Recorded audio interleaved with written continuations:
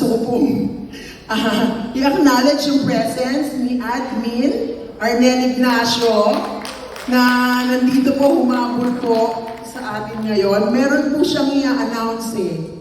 Sige nga, Admin, just a few words. At siyempre pumunta rin to sa Tokyo eh. Oo. Okay, ito po. Ang bongga yan.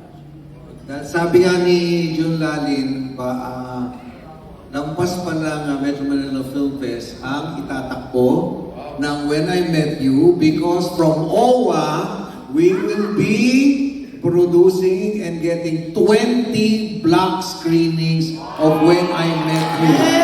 Ibupulong ko na lang sa inyo kung magkano inabot yun.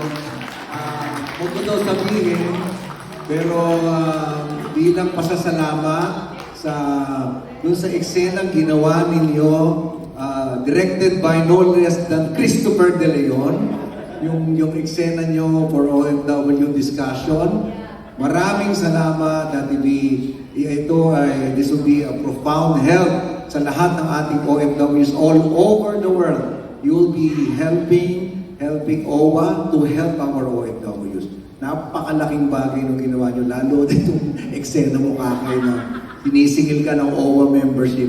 Thank you very, very much. Thank you very much. Lalo pa ngayon, meron na naman kami problema sa Israel at malaking tulong na tumaas ang membership ng OWA. Thank you very much. When I met you, we promise, baka madagdagan pa yan. Yung 20, baka madagdagan pa. Naku, ang Arnel, piling ko baka lumibot sa iba't ibang countries. Lilibo talaga namin kung saan may OFW, ang When I Met You ay ipalalabas. Yes! Ang bongga. Ang bongga ng OWA, di ba? Kita niyo naman kung bakit ako binati ka agad ni Reggie kasi nakakagulat yung ilalabas nating pondo. Thank